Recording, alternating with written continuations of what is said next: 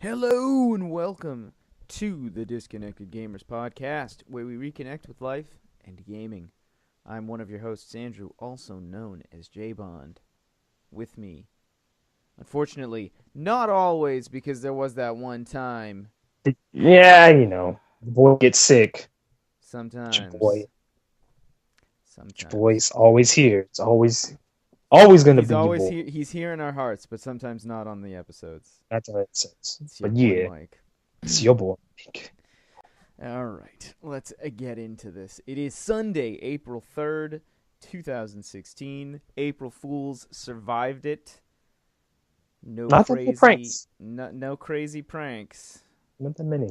Nobody calling me being like, "Hey, you have a Hey, son." Excuse me? like, oh, what? Click. Yeah. Let me take a breather. Sorry, wrong number. No hablo inglés. Uh, Nah, nah, nah, nah. no, I survived fairly unscathed. Mm. Um, with April Fool's stuff. It is episode 6-4. So when you're cruising, you could be cruising in your 6-4 listening to episode 6-4 right now. That's weird. Should be. Should be straight up. The weather is weird. Weather's not nice. Weather's It's very not weird. nice. Had some snow today, which was a bummer because like it's April and I'm done with snow. I don't want any more snow. Man. But we had super heavy wet snow and the power was flickering and I thought we weren't going to be able to record. And then it was like nice and sunny and then like for 20 minutes it poured snow again and now it's super nice and sunny and like almost all the snow is melted. It's very windy though, and I think any lingering weight on these branches and stuff with the Bueno, added wind might take some trees down in different imagines. parts. There were this is irrelevant, and I'm not like trying to report the news, but there was already an article I saw a town near where I live where two dudes were killed because a tree crushed their car while they were driving by. Total freak accident. Um, but that's how weird the weather is because like right now it looks gorgeous out. It looks like if I had a convertible, I'd be top down, picking up some honeys or something. Right? Um, but like weird that it was like just like a snowstorm, Yeah, not like 5 or 6 hours ago, but right. as I believe John Hancock once said, if you don't like the weather in New England, just wait a minute. Hmm. Yeah, because the weather changes Weather change. so quickly. It might not have been. It might have been John Adams. Could have been John Hancock. I just look up. Someone Just from Google it. Boston. And speaking of Boston, this was something that uh, I was playing Destiny, playing some Iron Banner with Hug and Cody, and we were Alright. talking about people lagging in the games, and he said like Ah. he said something to the effect of like Boston lagger, like lagger, and I was like Oh. might as well call this piece of shit Sam Adams. So good Boston lagger. So Costume. Heck. so now our new thing is when people lag in games, this guy's a real Sam Adams. Uh, so I Uh, really hope that like people that's great. appreciate that the humor in that, and if you That's do, great. just tweet at me Sam Adams hashtag Boston Lager, and do it. Tweet at so after I said all one word. Uh, Sam Adams hashtag Boston Lager. Please do it. Um, Great. yeah. So that was like the past couple days. But yeah, playing Iron Banner, getting back into Destiny. First time I've touched Destiny in weeks. I should probably start And playing this. But to be honest with you, it actually really wasn't that bad. Again, I think I it's the still really company. don't want to play it. Just I don't know. I think it's the company. I think when you're playing with your friends and you're in a party and you're hanging out, like It's, it's fun. mm-hmm. And then we decided we were gonna do the Oryx challenge mode. So Jimmy jumped in and we ran challenge mode for Oryx. Which have you done any of the challenge modes? Nope. Okay, I so haven't guessed in a long time. all right, so this challenge mode for Oryx is. Have you ever done the Oryx? raid? Yep. Okay. You know how you get the orbs and you stand in the orb and you detonate them? Yeah. All right. So the challenge mode is to detonate them all at once. So you have to get the orbs to show up, kill the ogres, kill the light eater knights, so that they don't take the orbs away. And then when you get the last set of 4, you go run and stand in the thing at the exact same time and detonate them all at once. Wow. Yeah, without dying, right? Because you're in hard mode. You can't be revived. Shit. Yeah, but here's the Dang. thing. First try, we fucking crushed it. Clutch. I will say this. Jimmy probably did 90% of the work, considering I was like, I'm emptying mags with my most powerful weapons, which are like 310s. I'm like a 308 light level, I think. And doing nothing. And he's 320. He has everything 320. So he crushed it. And he was killing my knights for me. Literally all I was doing was just like running to and from platforms and just not Making dying. sure. And making sure I, didn't die. And we had 2 kids from LFG, and we did it the first try. I couldn't believe it. I could not believe that we did it first try and that I didn't even die. Nice. And so Clutch. for my efforts, I got a 320 artifact. Ooh. I got a couple like 310 and like 312 weapons. So I was Nice. able to I got, what was a bummer was I got the hard mode pulse rifle, and I infused it into my normal pulse rifle from the raid because I had Firefly on it, and I would much rather have Firefly as a perk. Firefly? Yeah. Now when they see us in the streets, Childish Gambino. But yeah, it was actually kind of fun to play that again, and because conveniently I have never finished hard mode, I got the trophy for it. So Nice. I have like 1 or 2 random quests left in the Taken King, and I'll have 100%ed that as well. Either way, I've 100%ed Destiny, and Right. I have, I think, just 1 more trophy in the Division, and I will have that as well. Nice. Yeah, I Fun. think I just need to rebeat. I think I just need to rebeat all the story missions on hard. Hard, yeah. Well, shoot. We can do that later. Yeah, because I've already done a handful of them, so it's like I only need to do, and there's only like, what, 8 missions to begin with? 8 missions, yeah, and I did the first few, so on hard already. So it's like, it's not even like such a big deal. Right. It's like a really simple. I say, just so it counts, run them all in order. But we'll talk about that later. Yeah, exactly. I mean, shouldn't even that wouldn't even take us that long. Is the kind of interesting thing. Yeah. My chair's really squeaky today. So as far as the Division goes, been playing that. I was playing that earlier today with some friends. So I am a 30. My buddy Sam, Doc Gamer, who was on the podcast before, he was with us. And by the way, that's episode 52, if you're interested.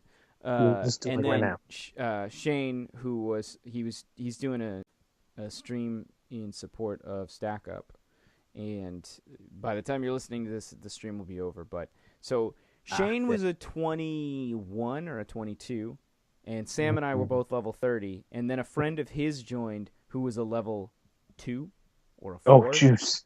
Yeah, and we completed the mission where you go and fight the LMB and like secure the weapons cache or whatever.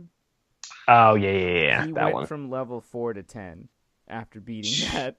That's how much experience. That's how much experience it gave him for like just. And of course, every second he moved, he died, which was it became the butt of the joke of the whole thing. But like the fact that he managed to gain 6 levels worth of experience, and then even then, within like maybe an hour, 2 hours max, we had him from level 4 to 16 in like in no time.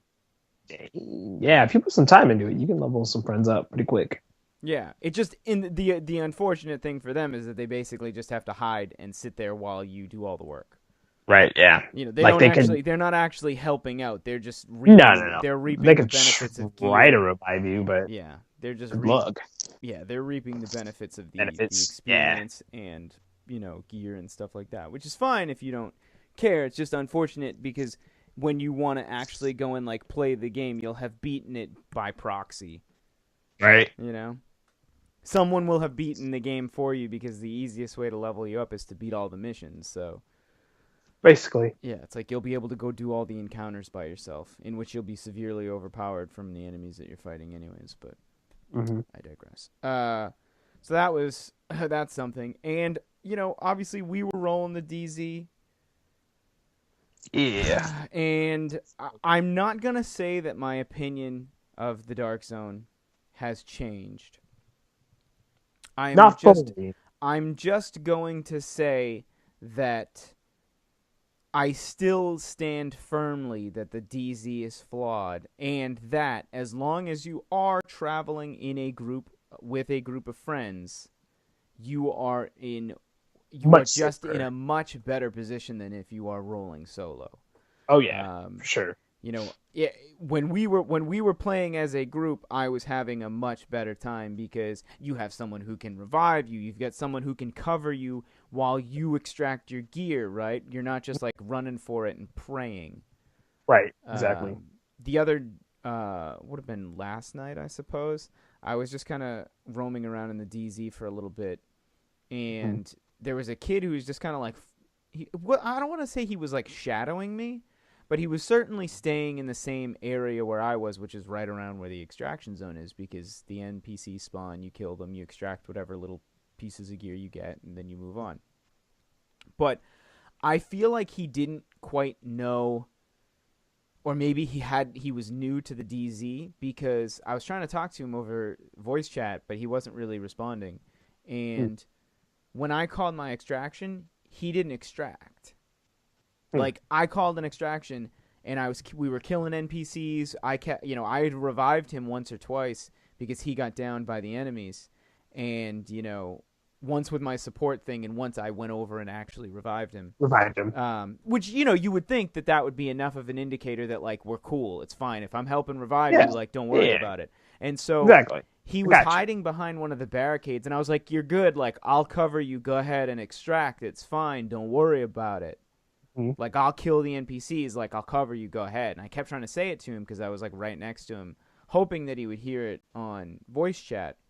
Yeah. Because in reality, if I wanted to just kill him and take his gear, I don't need him to wait. I don't need to wait. No. Like, there's no... And so he didn't extract his gear. He literally let the chopper go, and then he called his own. And I'm like, does he not realize that you can extract on someone else's thing? Because... he called it in, and then I went and extracted gear on his. Like, we both sent it up at the same time. Once or twice, we actually ended up both getting downed, and so we both died. And I was like, crap, because I didn't want him to take my stuff, and I was also afraid someone might swing by and take our stuff together. So, like, I ran up back. I, respawned, ran all the way back over to the extraction thing, and I grabbed my gear, and... then continued to kill NPCs, and when he finally got back in, which was like, I don't know, 10 or 20 seconds later, I was just like, hey, your stuff's right there. Like, that's the stuff you dropped when you died. Like, I'll cover you so you can go get it. Because there was actually a lot of NPCs. Okay. It was way more NPCs than was normal, so I was wondering if maybe the patch increased, like, the frequency of enemies, but...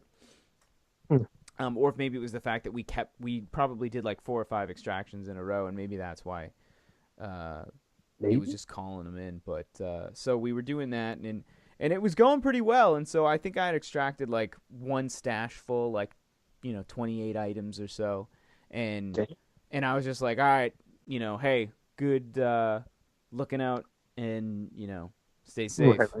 And then I bounced out of the DZ for the afternoon. But that was a good experience. It was unfortunate that he didn't either have a mic or was unwilling to conversate back. Right. Or if he had VoIP disabled, he wouldn't have been able to hear me. True. So, I don't know, but at least that was a good experience. Obviously, the time that you and I were rolling, that kid who randomly like shot at us, and then we were like, Yeah. "Whoa!" and then we lit him up. Yeah. And then the time where we walked out and you accidentally shot the kid, and then we stopped, and I'm saying on the mic like it's my bad. We thought you were an NPC. Like we came around the corner and whatever, and I'm doing the like surrender thing. And the kid just starts lighting me up. So I was like, oh, hell no. Hell no. Popped my signature skill and I wrecked him. Right. And of course, I'm like, Mike, don't take his stuff. You took his No, stuff. I took it. He took his... Yeah. I think I meant to just grab his other, like the... Yeah, you just walk over and take his money. Yeah, that's what I meant to do. I didn't mean to grab that. Oh, well. We extracted it anyways. It was probably junk anyways. It was blue. It was like a green, or something like that. Yeah, I don't remember. Yeah. Even still, the other thing that, and I know people will probably say you're not playing in the like harder Dark Zone areas, because I generally stick to DZ01 through DZ03. Just because even currently with my DPS at like just about 100,000 and my health at like 70,000, those level 31s are still pretty tough to whittle down. Ready for that other area yet. So I prefer the easier Dark Zone areas. However, that said, I've only ever once received a high-end drop. Of all the things I've extracted, only once. It was an LMG, and it was no good. It wasn't very good at all. I ended up deconstructing it. And even like we were talking about it when I extracted gear, I've yet to really get any groundbreaking gear from the Dark Zone. I know everyone says like that's where the good gear is, and I'm sure people will again say go to the like higher difficulty levels. It's like, but even you're like what 60, 70,000 DPS? Yeah, something like that. And it's like, and you haven't caught up to me, and we extracted tons of stuff, and it's like, what's your DZ rank? 20-ish? 21, I think now. It's like I'm 42, and it's like I still am not getting. I'm not really getting anything. Like I feel like the majority of any good gear that I get is going to come from using Phoenix credits to buy blueprints. Or making your own stuff. Because I actually, so remember how I had the high-end knee pads blueprint? Oh, yeah. Which I'll admit, I bought with Phoenix credits I earned by repeating that Madison Square Garden mission. Now, granted, a lot of the times I was just straight rerunning it, because I can do it 10 minutes flat. I'm sure if you listen to the last episode, I talked about it endlessly. But in like sometimes, I did the exploit where you just kill the guy and then you die and you respawn. But again, it was only like 1 or 2 at a time. And like I managed to get like 80 credits, which was just enough to buy one blueprint, one high-end blueprint. I'm currently sitting at like 40 credits, and I've used 30 credits, Phoenix credits, to recalibrate the piece of gear that I have to try and get it to be a slightly better roll. But since then, I went and I crafted all my materials into high-end materials, and I made like 6 or 7 of these knee pads. And I've made like slight increases in health because of it. But like I really do dig the fact that one of my like talent on it is 25% credit boosts for everything I do. So if like the mission reward is 10,000, I'll get like 12,000. I'll get an extra like 2,500 on top of it because it's 25% boost. 25%.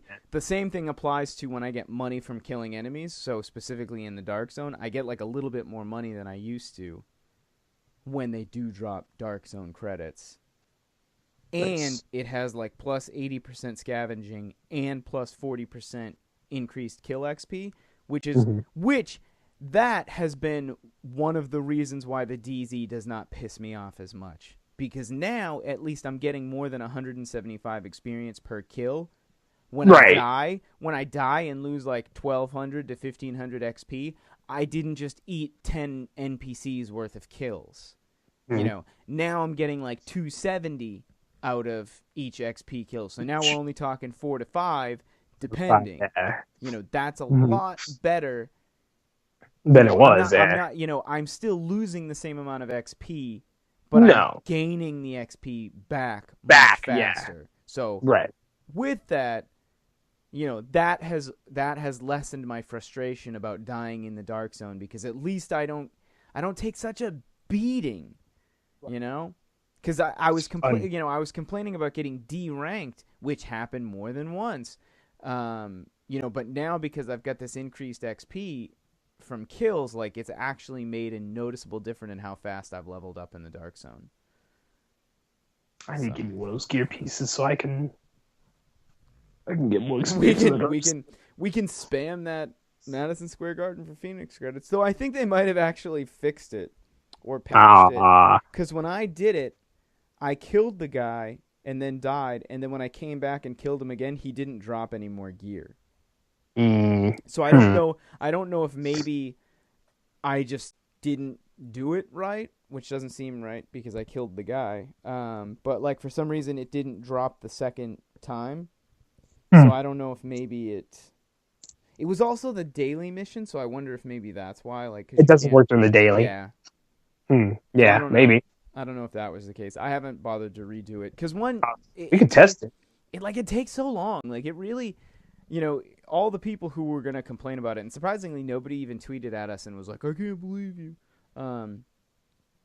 hackers."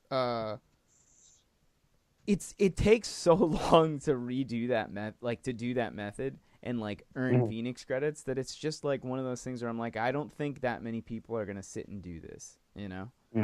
Right. Given that because of the one piece of gear that I've bought, I've been able to like slightly upgrade my health because of like a lucky roll.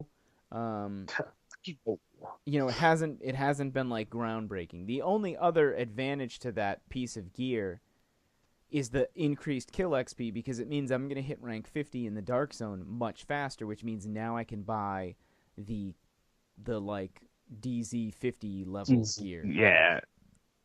So wait, once you get to rank 30 in Dark Zone, then the gear vendor's like, here's level 50 stuff, here's level whatever stuff. When you go into each vendor has different inventory. Oh, okay. So that's why I'll fast travel to the different entrances to the Dark Zone, because some of them are gear vendors, some of them are weapon vendors, some of them are mod vendors. So each vendor has different stuff. Gotcha. Okay, because I remember Ubisoft was just like, oh, we just put them in there for trial and error. They might not be in the full game. So, okay. Yeah. So each one has different stuff, but there's a few in the safe houses, the vendors in the safe houses, and one of them sells blueprints. One of them sells high-end blueprints, but you got to be level 50 to buy it. And some of the other stuff, different weapons or like weapon mods and stuff, are level 50 as well. But yeah, so there's level 30 and then level 50, and then there might be stuff that you can buy at 99, like when you max out completely, but I don't know. I didn't really look into it because the amount of time it's going to take me to hit 99, it's Uncharted 4 will be out and I won't care. Mike? Oh, yeah, I'm here. Oh. Sorry. It went like super quiet. Oh. So, yeah, that's the Division. I mean, I'm getting less frustrated with it, Right. And I don't know if it's because maybe more people are hitting level 30 and like we're just lucking out and finding people who decide to go rogue that we are actually slightly more powerful than, because it always seemed like I was getting absolutely destroyed when people decided to go rogue on me. Now it's not so much. So I don't know if that's a combination of because my health is better or because my weapons are better, or because the people who are attacking me aren't as well equipped. I don't know. Either way, maybe I'm getting less frustrated with it, but fundamentally I still think that the idea that you're losing experience for dying in the DZ is a little unfair. Because someone could be putting tons of time into the DZ and getting hammered because of it. Right, yeah. So, especially if you're a solo player, which most of the time I am playing solo. I usually will just run into the DZ, kill a handful of NPCs, and then run out. And then extract and run out? I don't even extract. I just don't. I just kill them, take the experience, and leave, yeah. Just to play for a little bit, or just kind of... Yeah, just to go in, try and get some DZ money. Sometimes I'll just pop into the safe zones and see if they have anything. I was gonna say, yeah, because once you upgrade one of the base of operation areas, you get a Dark Zone vendor in there. Yeah, but again, the inventory is different. No, I know that. So But I'm just saying, you could go get Dark Zone money, run out, and go check out what you have in the base operations. exactly, Besides yeah, the or just or again, just fast travel or to fast the travel, different, right? yeah, to To the the other different. vendors. Yeah. Yep, exactly. Hey, at least they give you options, so that's good. Yeah, and for that, it's nice. The thing that's still kind of frustrating is most of the gear that I can purchase. If I had the rank and or the money, it still doesn't increase my stats very much. But here's an interesting thing, because I was talking with Sam today when we were playing. His DPS is up over 200,000. Jeez. But his health is 30,000. So he basically said all he does is put all his efforts into raising his DPS. DPS. That way he can just melt people. Yeah, but I'm like, but Before you're so vulnerable. Like, that means, like, right. when you fight high enemies, you're going to get stomped. You Yeah, got but no I mean, if defenses. he gets the first shot, then he can just melt them. Yeah, but I mean, how often are we ever fighting one-on-one? Right. Yeah. It's true. Either way, I mean, it's interesting to see that he managed to get up over 250,000 or 200,000. 50,000. But his health is like 30,000. Like, right. It's weird that he has so many and he has all high-end gear, and it's weird that he has so much high-end gear that doesn't increase his health. Right. So then he must have all high-end attachments then. Probably.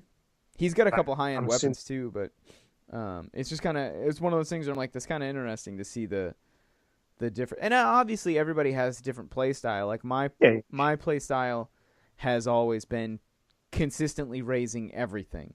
Everything. Yeah, like I won't take a piece of gear that cripples my health by more than like 1,000, 2,000 max. Yeah, like I'll always have to decide, like, do I really want this piece of gear or? And now that with that one high end piece of gear, the stat rolls that it has the plus 88% scavenging, plus 41% increased kill XP, like that's a really big advantage. Right. So I kept one of the high end pieces I crafted that was less health and less DPS because it was a higher scavenging percentage than another piece of gear. Because it's like, I'd rather have a better chance at collecting items and gaining XP faster. Because even where I am right now, like sitting about 100,000 DPS and 70,000 health, I do okay. Right. I do okay. I do fine. But getting the extra XP at least gets me somewhere, Having just really powerful weapons doesn't necessarily get me anything, but being able to get experience much faster is advantageous. Muy bueno. So that's that. I'm going to stop talking. You've been checking out Miitomo, whatever, Mitomo, yeah. I don't know. It's like, essentially it's, seems like it's Nintendo's wrangle, I don't know what kind of word to use, into jumping into social media, I guess. Because, I mean, essentially you can, I think, you can tie it into your Twitter, your Facebook, and I want to say some other ones, but I'm not sure which ones. But you could tie them into their accounts. Yeah, probably. Your SoundCloud. Not SoundCloud. What was that? What was the your LiveJournal account? Oh yeah, LiveJournal. Your Zan. Yeah. But essentially, you can either take your existing me that you have under your account, or make a new one. Okay. But of course, I just took my existing one, and you get make your own voice. What if I don't have like a new Nintendo account, right? Because I only have an original Wii. Yeah. Oh no, yeah, it's under whatever ID you have. So. Okay. So you essentially just put in that email and that password that you used to make that account or whatever. With the Nintendo ID, whatever bullshit is. Mm-hmm. But yeah, you just do that, and then you make your me, you mess with the voice, make it sound all weird, and so far, all my friends have made like the most outrageous looking memes, and their voices are over the top. And Right. the text, instead of you just simply reading it, it'll be that voice you made reading it for you. So essentially, your me actually talks to you. So you can make it say like really, really ridiculously offensive stuff. You can't curse, of course, but yeah, you can like get it to essentially get there. Hmm. It'll do that whole thing where it'll try to read the word, even if it's a curse word, but it says it so fast that it just sounds ridiculous. It didn't sound like a curse word. Right. Like a friend of mine, her name is Ass Pounder, but the way they read it is Aspunder. Nice. Yeah, instead of Ass Pounder. So, but I like it. Like they have little daily missions you can do, and you can change your outfit and all that, and you get coins, me coins, whatever, to change your clothes. And I think they're going to add mini games here soon because they're giving you something called like me dollars or something like that, or game tokens or something that you could use towards those games to get extra clothing. And Oh God, are they gonna do this? Are they gonna try and throw in microtransactions and then it's get not money? no, there's no microtransactions N- whatsoever that I've seen so far. Okay. So far. But you never know. It's Nintendo. Hmm. No, we're not going to do microtransactions. Have you seen the Wrong. Powerpuff thing that's been going around too? There's like a Powerpuff app that's like Oh very yeah, power. similar. You can power puff yourself. Yep, Yeah. I've seen that. Everyone's been doing that Yeah, too. like that's the thing. Everyone keeps. I keep seeing the Mitomo tweets, and I don't have a like. I have a Nintendo ID, but it's not a Nintendo ID. It's my friend code from like ages ago. And Oh no, it has to be a Nintendo ID. yeah, I don't even. I never made a new one because I never Okay, had a so new device. you just have to. Yeah, you don't need an actual Nintendo device. It'll just link it if you do, but otherwise, When I no, eventually create one, yeah. it's not required. You can just make a new one. Mm. Yeah, I thought about it. It's one of those things. If I don't want to So even bother, because I know I'll just get sucked into it, and it'll just be like a time waste, that's uh, kind of what it is right now. friggin' Like I, Fallout Shelter. Yeah, it's basically that. Like I've been playing around with it and just kind of laughing at what people said, or Yeah, I dumped a ton of hours into Fallout Shelter, and it was like I got so bent out of shape. I'm like, oh, I gotta open it and like collect my water.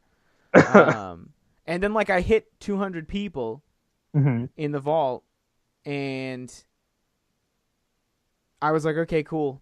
There's no point in Wait, this. didn't it But mess up on you anyways at one point? well, what like it kept taking up the game kept taking up more space on my phone to the point where I Right. had no more space on my phone. So I was like, whatever, I'll just delete the game and reinstall it.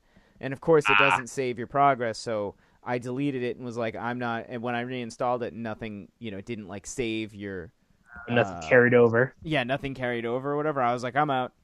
Yep, done. Don't care. Fuck this shit, I'm out. No Basically. thanks. That was Fallout and I never went back. Like they added like holiday updates and stuff, and I was just like, I Oh don't care. yeah, I don't no, care. It doesn't matter. no, Whatever. no, no. There was But yeah, no. no, it's a little. It's gonna be. I mean, I'll probably be done with it in like the end of this month. But as of now, I like it. I think it's fun. It's stupid, but it's like stupid fun. Right.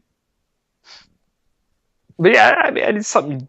I definitely think it's something everyone should check out, whether you love Nintendo or not. Like someone we know, he's been messing around with it on Facebook, and even he thinks it's stupid, but he's like, it's addicting. I was like, see, Right.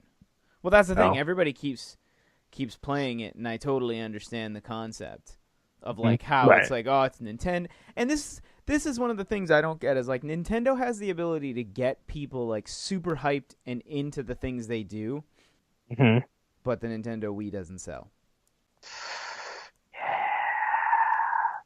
No idea. Yeah. No idea. And they tried again with the Wii U and nothing. So it's like the NX could be cool. Someone told Right. I don't know if it's like they had it confirmed, and I was trying to find out more. Um, but What, the that guy that apparently had one already or something like that? well, someone said that the NX might be released or get like we might get more information this month. They said April. We're in Mm. April. The only quick thing that I had Googled before the show was an article from NintendoLife.com. It was actually published 4 hours ago, and it says a research firm reckons Nintendo spent nearly $527 million on research and development this fiscal year. So that means they've spent $500 million just like working on the NX, the new 3. But like my thing is, I wonder how much of that also includes the new 3DS, and how much of this R&D is specifically for hardware, or is it software, or So, yeah, I don't know. Yeah, no idea. So everything that was just speculation. Yeah. And Nintendo will be releasing its annual finance results in late April. Oh, okay. Well, that's something. Yeah. So I don't know what the exact specifics are on NX, but somebody said, I saw it on Twitter, and it's like not like they're like a worldly source. It was just I happened to see it browsing some Nintendo stuff. Something about NX this April. I don't know if that means anything. Maybe it's PAX East. Maybe they'll do something at PAX East. It seems pointless because you're 2 months out from E3, and you would assume they wait on E3. But I'd be dropping bombs at E3, but that's just me. Yeah, I would think they would want to drop Anchor on E3 rather than PAX. PAX, yeah. PAX is when you drop information about games coming out. Drop some hints, maybe. You wouldn't drop a console release at PAX. No, and I'm not even picking on PAX. No. It's like, here's Legend of Zelda and NX. Like, oh, great. What happens to the PAX now? Yeah. Or not E3. Unless they just don't. What do you do at E3? They might. I mean, they could drop a bombshell and say we're announcing something at E3 at PAX, right? They could just hype up their E3 just presentation. a giant poster that just says Nintendo beat E3 coming at E3 or something. Yeah, but nothing's there.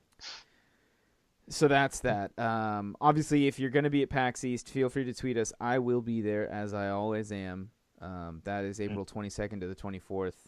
Really excited this year. It's going to be fun. I'm moderating another panel.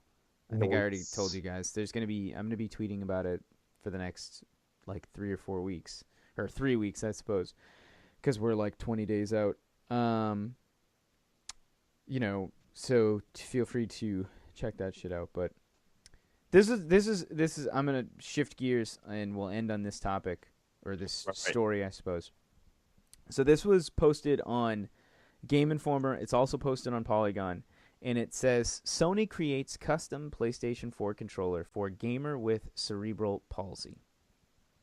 So this is a cool story, and I wonder how it ended up on the news in New Jersey, where this kid must be from. Right. And I'd say kid, he's 21 years old, but I'll just read you the start of this. When 21-year-old Peter Byrne reached out to Sony about problems he encountered with the DualShock 4 controller due to his illness, a PlayStation employee went far and beyond by sending him a custom-made PS4 controller to suit his needs. According to broadcast media website New Jersey News 12, Byrne was having trouble using the new controller because of his disability, cerebral palsy. And he said that basically when he played it, he would hit the touchpad because it's so sensitive, and it would pause games that he was playing. And so he reached out to Sony explaining his issue, and this employee, Alex Nawabi, responded and said he would look into the matter personally. And Nawabi ended up sending him this custom-made controller, and what he had done was he disabled the touchpad and put a button on the bottom side of the controller for a button to activate the touchpad instead of the actual touchpad. It's kind of sweet. Yeah. So the only weird thing is that means that he can't use the touchpad for swiping. Right. Either because he removed the touch sensitivity, so that whole concept would be weird, which means you couldn't play Killzone unless whatever the button on the bottom is has some sort of directional switch of some kind. But either way, it's really awesome that this Sony employee went above and beyond to make a custom controller. And so cool. The Peter Byrne guy, he included a letter, and he posted this letter on Facebook, and so that was linked in this article. And basically, I'll read this email or read the letter that he sent him really quick. Peter, my apologies for the white lie I told you, but I felt this surprise was too good to ruin. I was able to come up with a solution for your gaming controller problem. Inside is a controller I've specially modified just for you. I've disabled the touchpad and rerouted the touchpad's button to the back of the controller. You'll notice it on the back right-hand side. It took 3 controllers to build, 10 hours of labor and reworking the concept to bring it to life, and a few moments of frustration, but I did it. And then he puts a few things to note. Since I've torn the controller apart, it's no longer valid on the warranty. He's not 100% sure how long it'll last. This is the first time he's ever done it, and he would love feedback from him. And he said if the button placement isn't good, he can try to move it somewhere else, but because of the way the controller's built, he might not be able to. And he said just don't undo any of the screws on the back or attempt to open it. And he said, I have plans to build you one more controller in case this one breaks, but I'd like feedback on the one you have first. If there's any changes, just email me. But he said, I'll wait till I get feedback to start it. And he said, the email you sent definitely struck a chord within. I'm not sure how you got access to our email, but I'm glad I could be of some help. It killed me to hear how something you used to enjoy thoroughly was being ruined because of our new controller design. Although I can't help everyone who has this problem, at least I could help you. I wish I had more to give you. Best of luck, Alex Nawabi, Retail Marketing Operations, Sony. So, wow, really awesome story. Really, super awesome. Really, really great. I'm super glad to hear that, this person reached out and Sony responded in a good way. Yeah, this brings a good light. Yeah. And obviously other companies do things like this, and maybe you hear about it, maybe you don't. But I figured I would highlight this because this is awesome. The second reason I wanted to bring it up is because of Able Gamers. Now, Able Gamers is a charity that creates custom controllers for people with mobility issues, with disabilities, with whatever that makes it so they can't play video games the same way that like you and I can. They also work with developers to include accessibility options in their games, including things like colorblind assist, which most people don't really think about, button remapping, which isn't as big of an issue now that PlayStation 4 allows you to remap the controller from the dashboard itself. But obviously the easier and more accessible the options and remapping systems are, especially if the game allows you to like save particular settings, that's awesome, because otherwise you have to remap it every time in the Sony backend, depending on the game, things like that, depending on what works for you. Right. So I'm a big fan of Able Gamers. Mark Barley is a really awesome guy. He's the founder. Craig, who's a good friend of mine, works for Able Gamers, and he's actually one of the panelists on the panel that I'm going to be doing at PAX. And I love what they do, so for me it's nice to just always be able to shout them out and help spread awareness, because it's one of those things where prior to realizing that Able Gamers exist, I never thought about it. I never thought about colorblind assist. I never thought about button remapping. Because it never, it just says it doesn't affect me. Yeah, it didn't. So, it's not one thing that to see this article about the Sony employee going out of his way, because he doesn't say like, I bought 3 controllers myself and then took them all apart to try and remap this to make it work for you, and I did it on my own time. Like, he doesn't say that. We don't know. I'm assuming he probably did this on his own time and used his own money, perhaps. I mean, maybe they just have a bunch of controllers and he just said, I'm going to start taking these apart. Right. Either way, it's awesome that he took the time to do it, and Able Gamers would be my recommendation to anyone who has mobility issues or disabilities that make gaming harder for them, because Able Gamers will try and help you find a solution. So that I thought I would end on a positive note. Super cool. Because it is super cool, and it's really awesome to see the types of stuff that they can do. So. Because they've done some really amazing things in terms of like controller modifications to allow people to play games. Their slogan is so everyone can game, and it's like nice. It's totally perfect, because like I'm never thinking about that, right? Like, I'm lucky enough to have full facilities, Mm-hmm. I'm not thinking about like, well, what happens if and I actually have a friend from grade school who was born with uh, one arm missing. He Oh doesn't wow. have he has like just past his elbow basically. Mm. And I remember when we used to play like N64 and stuff, and it's like, you'd think about like such a weird design, right? The N64 controller. And he managed, but obviously, like, I always would win in multiplayer games, Right, you know? because you had a slight advantage. Yeah, I have an advantage. But, so there was a thing at, it wasn't CES. What was recently? There was a company with like a one-handed controller. Oh And yeah, yeah, yeah. like I remember seeing that, and I remember seeing Able Gamers like tweeting like, "Oh my god, like this is really amazing." It was something to do with VR, but it was one of those things where like you see that product and then you think about the other applications it may have and how that could change the game, pun intended, for other people that Oh might be yeah. like a one-handed controller would be perfect for me, or Right. if you can't hold a DualShock 4 controller with both hands, like being able to separate it and have two components similar to, the way the Wiimote and the nunchuck Nunchuck. are two separate things. Obviously they're attached with a cord, but just that idea that just kind of changing the system for someone System. else Yeah. who maybe can't do it that way or play the game, that way. Because I remember there was someone who couldn't play.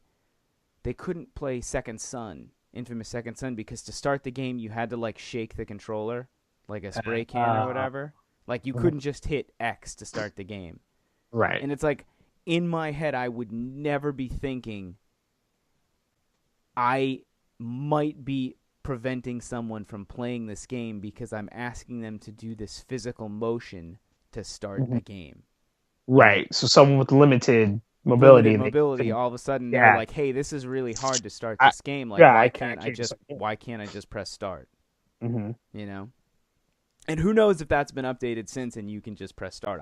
I just remember at the time that Second Son came out, It someone being was like, "I this is really hard for me because it's hard to especially and it might not even be necessarily because of some huge mobility issue, but something like carpal tunnel, like where it's just like it oh hurts right. to move your hand, and it's like Right. that can happen to anybody. Um, Sure. but I thought that I would highlight this story. Again, this was posted on Game Informer this afternoon, April 3rd, and Polygon had an article post within an hour of that one. So very cool to see that. Super cool. Yeah. But yeah, that was kind of all I had today. I didn't really come into this with any major topics to discuss. So I apologize if anyone was coming in hoping for like some game-breaking, amazing Some topics, some real talk. some yeah. Instead, it was just kind of real talk about what we've been up to, Mm-hmm. little bit of talking about the weather, Column A, column B. talking about people. I think you became Jesus and Fergie. I actually felt like I left my body and was watching myself while I was singing. Uh, so, anyways, shout out to Able Gamers. Shout out to Mhm. this Alex person at Sony for going above and beyond making this controller Big for this shout out. gamer. And yeah, if you guys want, you can follow us on Twitter at the DGCast is the Twitter handle for the podcast and the Twitch streams and stuff. You can follow me at So After I Said. Mike is at mtong1. Yeah, one baby, because there's only one. So there's only one. Uh, and you can follow us on Twitch at twitch.tv/DGCastTV. You can subscribe to our YouTube channel at youtube.com/c/thedgcast. I actually uploaded a bunch of new videos this week, and I've got some going live. Probably by the time you hear this, they might be up. Stickbold, a dodgeball adventure game, which is actually really fun.